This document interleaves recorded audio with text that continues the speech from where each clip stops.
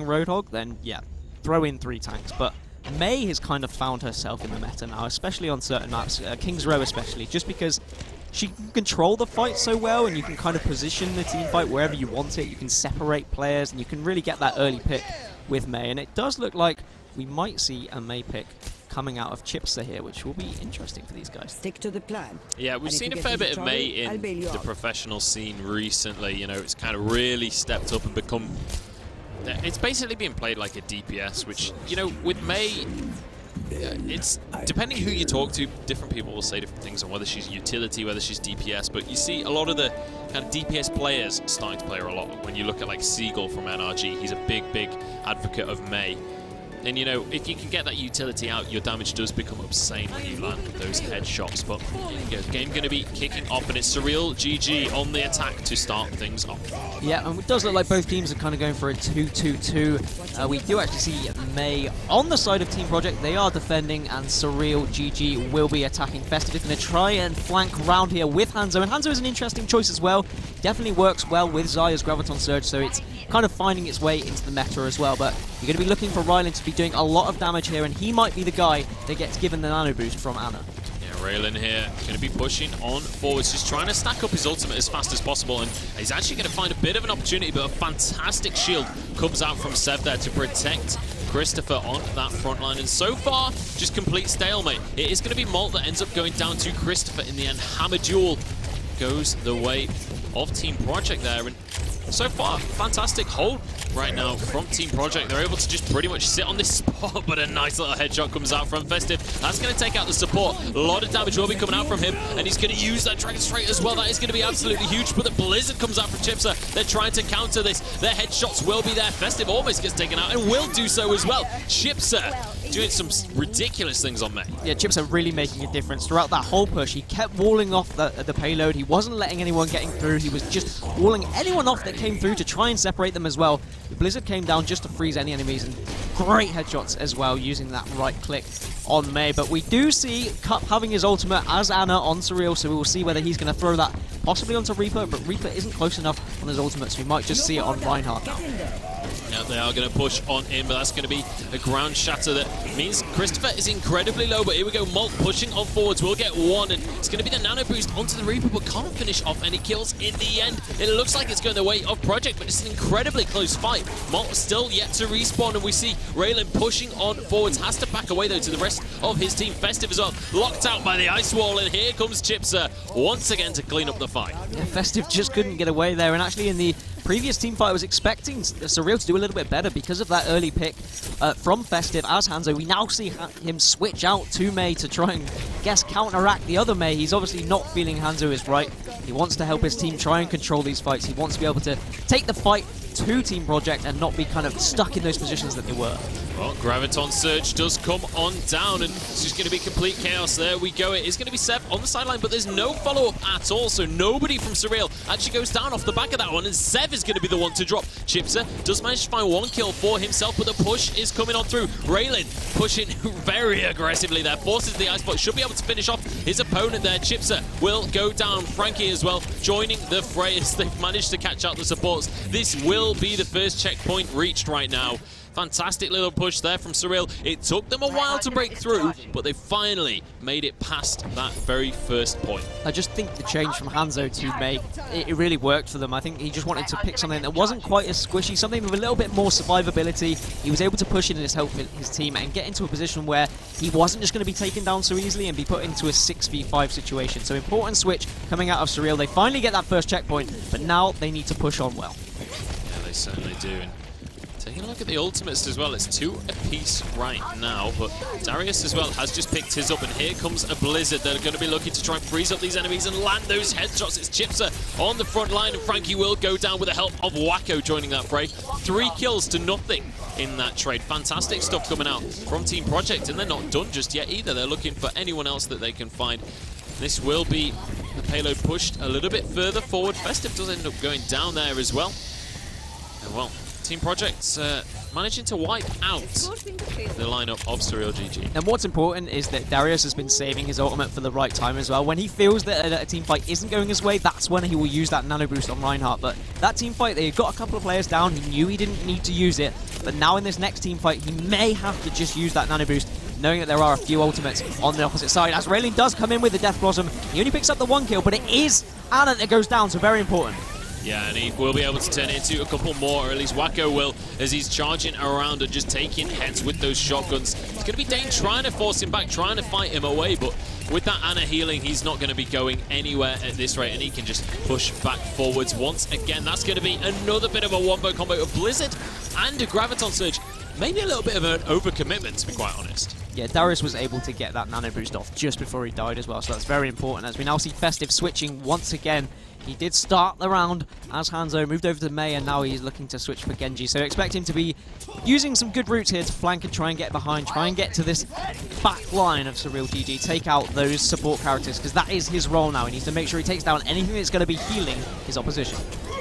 Yeah, and he's going to be chasing onto the enemy Reinhardt right now, but Molt has that nano boost going away for himself, and he's trying to push this through this enemy line, but they're just not going down. They're too tanky right now, and they've managed to get 3 kills for themselves. Project managing to win out this fight so far and just pushing the lineup of Surreal away. There's nothing seemingly that they can do about this. On Death Blossom available, but Raylene, if he does use that, he will go down almost immediately. Gets a shield though and a bit of support from his respawning teammates. Yeah, and we see now all the ultimates are ready for Project. Darius will probably be using it on Wacko with that Death Blossom, so that should be a team fight that they're going to win, unless there's any way that Surreal can kind of stop that coming in. But I love the way Team Project just get aggressive, and they're not giving away any time at the moment to SurrealGG. Molt unfortunately misses his charge. He's going to be out of the fight for a few seconds there as Raylene does go down to the hammer of Christopher. And Molt finally arrives back on the scene, but he arrives to see the rest of his team already has hit the floor.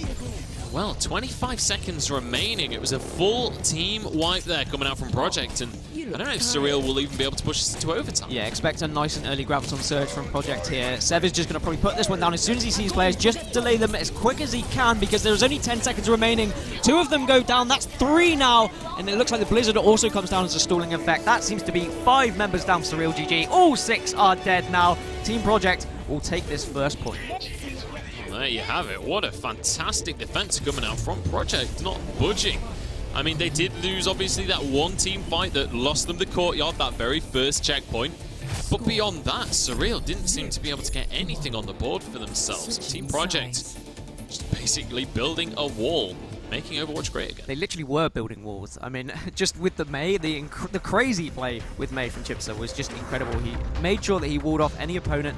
It's not like he was just walling off opponents to kind of segregate them from his team either, but it was just the delaying tactic, frustrating SurrealGG, and they got to a position where they were overcommitting pushes, they were overcommitting their DPS characters just to try and take him down because he was frustrated.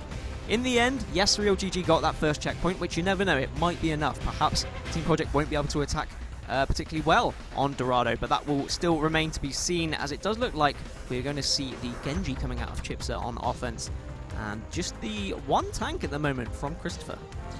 Yeah, going to be an interesting strategy if they do stick with that, and it looks like they will do so as the game is going to be kicking off shortly. They are still in Hero Select, at least the attacking side of Project, so we'll see whether they do swap out. Sev hovering that Hanzo. Obviously, we saw the exact same come out from Festive at the start of the last round, but didn't really work out too well.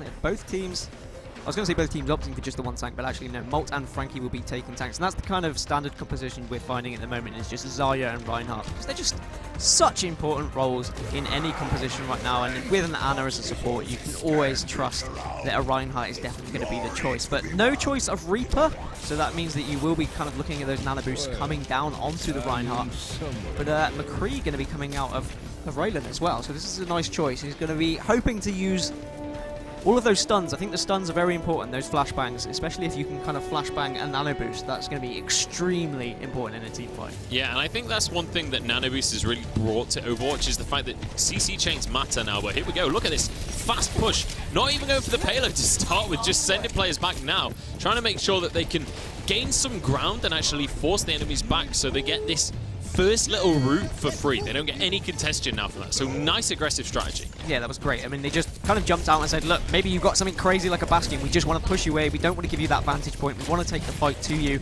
be on the same level as you. And now we'll start to see Chipsa kind of rotating around and trying to get to this back line. The walls are coming out from the opposition, from Festive, but it's just going to be taken down immediately as we now see Team Project pushing through.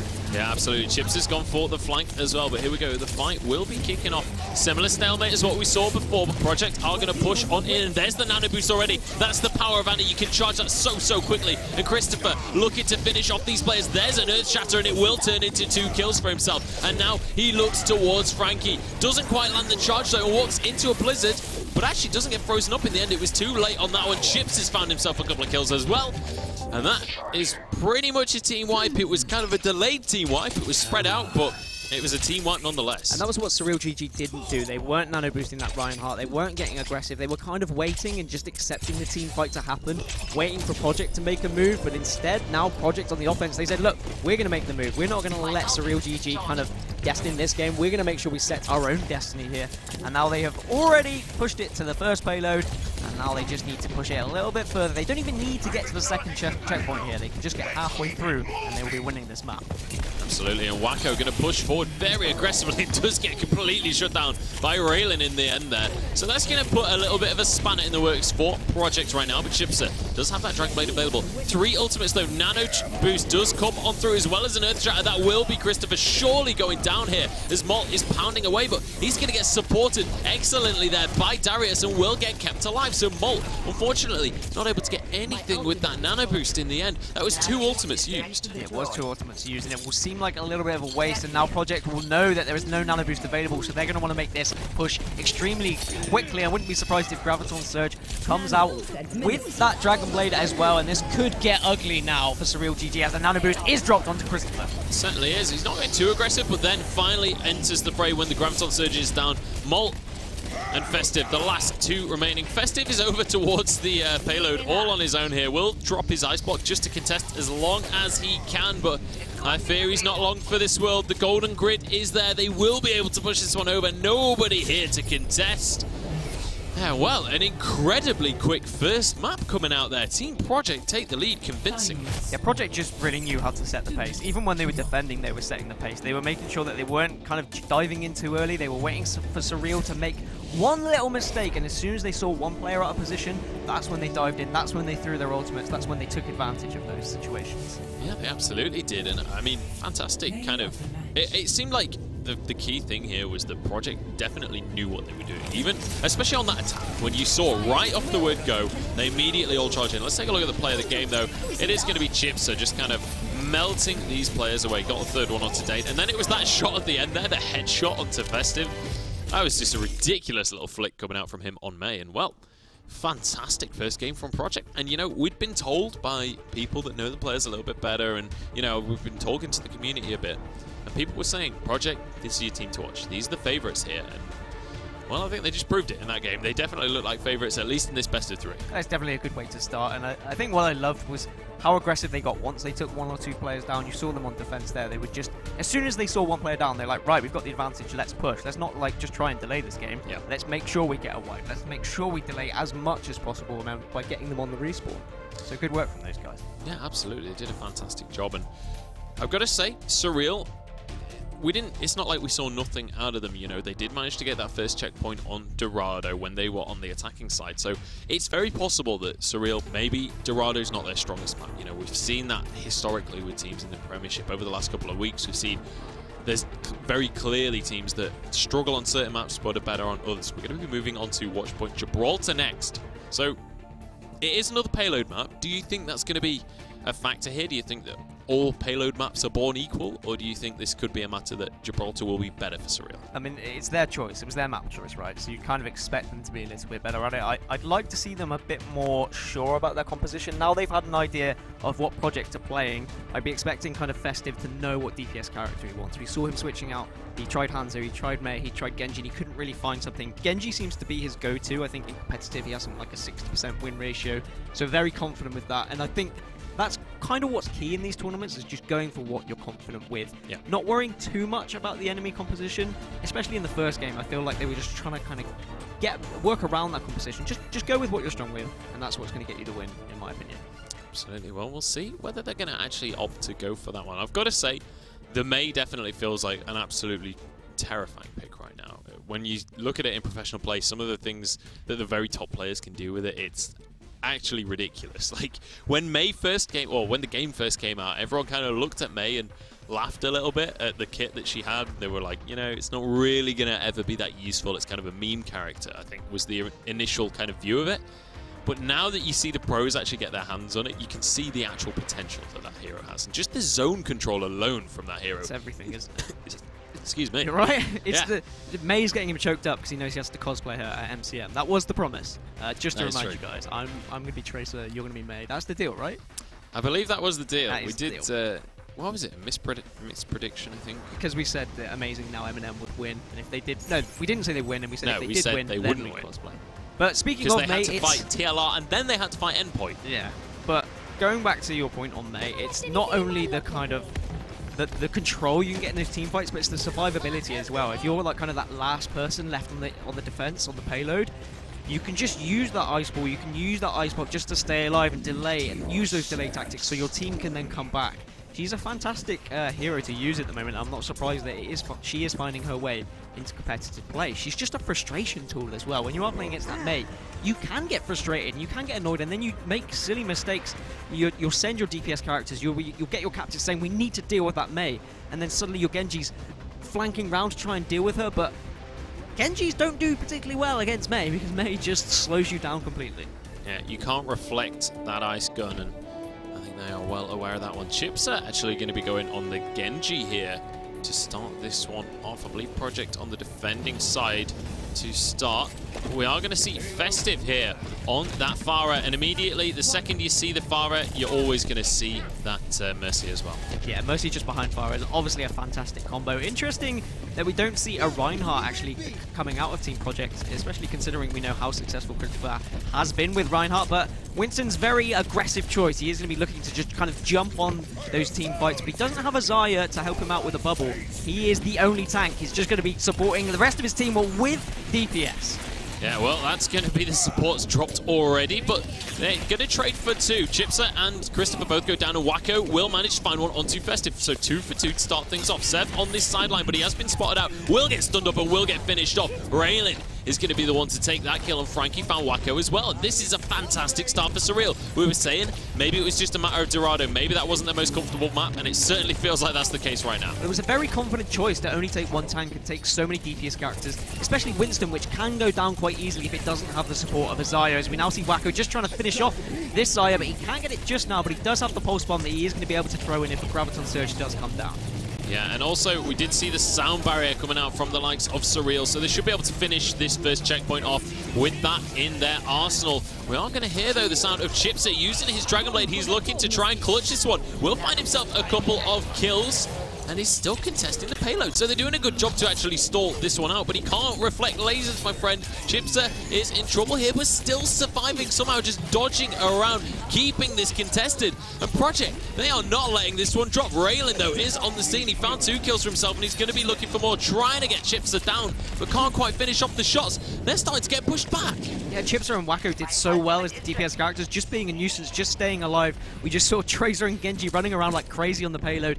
You really expected Surreal to be able to push that one, and now they finally get the checkpoint. This is really important for Surreal. They needed that, otherwise they could have found themselves in a nasty situation. Yeah, they absolutely could have, and that was, to be honest, a little bit nerve-wrenching there for the likes of Surreal. Had they not got that, that would have been just heartbreaking. 0.3 meters away, and it gets stalled out by just 2 people. That is not going to be good for the morale, but they have managed to find that first checkpoint, and it's still a very good time, even after that last little bit of stall, because of how quickly they actually managed to push it up originally. They've managed to get a very, very good time on the clock to work with as they head up towards the shuttle right now. And you can see the control the Project has at the top of the shuttle. Yeah, when you get to this situation in the map, you really want to be aiming to control that shuttle. And to be honest, Project, with the amount of DPS they have, if they target well, they should be able to win team fights. But it's going to be a case of using your ultimates at the right time, make sure you don't get caught caught out by any crazy plays from Surreal. And you need to be careful of that Mercy as well. Death Blossom comes in from Sev, but he does get stunned from the McCree and can't do anything. Yeah, absolutely shut down there. Sev trying to do his best with the Death Blossom, but does not connect to any kills. And now we're in the eyes of Molt, who's pushing forward, gets the Earth Shatter down. Festive is sweeping up the kills as well.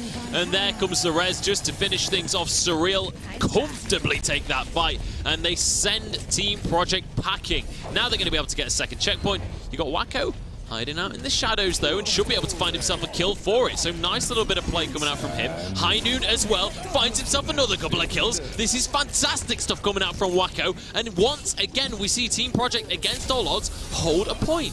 Oh my god, a nano boosted Genji, that is something terrible that you don't want to see running towards you. And we now see Christopher switching off that Winston to his Reinhardt that we're used to seeing him. I think this is the right play. They were struggling a little bit in those team fights. Winston was just getting shut down immediately by the DPS of Surreal. Chipser just bouncing around trying to get on the shuttle but failing miserably.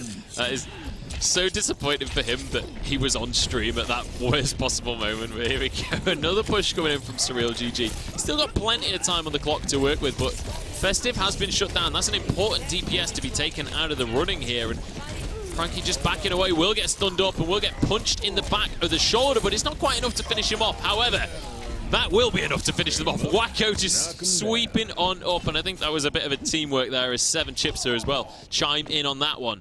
Surreal, once again, sent home to their respawn point, left off to regroup once more and see what they can actually bring to this fight. Yeah, the difference with Christopher as the Reinhardt has just been absolutely crazy since he has made that change. That first team fight that they've had since, he was able to just dominate. He used his shield to make sure he blocked any damage from hitting his DPS characters, supported his support characters, and then he pushed in and started swinging that hammer. And now I really think Team Project need to take it to Surreal. They need to use their ultimates, they need to be pushing them back. They don't want to let them get a second checkpoint yet. Oh, beautiful little jump down from Sev there. The Death Blossom is more than enough to sweep up a few kills. Chipser grabbed 2 for himself as well. Anna just about escaping there. Cup underneath the map right now, but I think he will get shut down in the end. But I like this as well. They take their time killing him. They don't just all charge in immediately. They let him survive for just a bit and then go in and finish him off, making sure that the respawn is delayed, and it means that there's just a few extra seconds for Team Project. Yeah, it means that they kind of have to wait. Surreal now, they need to wait, make sure they've got that Anna with them, as we do see the shots coming down from Wacko. He has got Deadeye available as well, but you can see that Sound Barrier has been activated, so he's not going to use it just yet. He needs to get with his teammates, maybe use this ultimate in support of something like a Graviton Surge if he's going to be able to do any work. But there is no Graviton Surge because Project aren't playing Zarya. That is my bad. I was looking at Surreal. Absolutely. Well, Nano Boost and High Noon going to be available for Surreal. It's just the High Noon 14 Project. You know, they did a fantastic job of defending that one without using that High Noon, but now it's going to be their only ultimate. They might just have to, but Christopher very close to getting that Earth Shatter as well. And here we go, Nano Boost comes on out onto Molt. He's got to do more with it than what we saw last time. He's looking for the DPS, and that's exactly what he needs to do. But with him going into that Wraith Form, we can't shut down the Reaper. Frankie on this point will get stunned a bit there and will almost get locked up, but it's going to be Sev here on the Graviton Surge. Will be able to pick up 2 kills for himself. In fact, it was 3. There's the Nano Boost as well. It's not actually going to find anyone with the Nano Boost, but it doesn't matter because there are 10 seconds on the clock. All they've got to do is deny entry, and they will be able to take this with just a single point gain. Yeah, Festive's going to be the important one here. He needs to just try and get towards that payload, but that's not going to be doing it.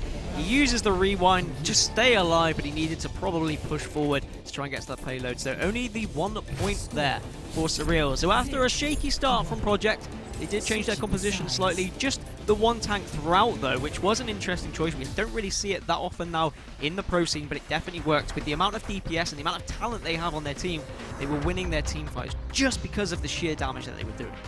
Yeah, absolutely. And I think, to be honest, Surreal at this point need to start to look at what is fundamentally going wrong in these games, because they're struggling to consistently win these fights. That one actually looked really good with them for them to start. They managed to get to that first checkpoint very, very quickly. Obviously, there was a little bit of a hiccup on that final hurdle getting that first checkpoint when we saw just the Genji and the Tracer sticking around and just being a real pest for them, stopping them actually pushing that in.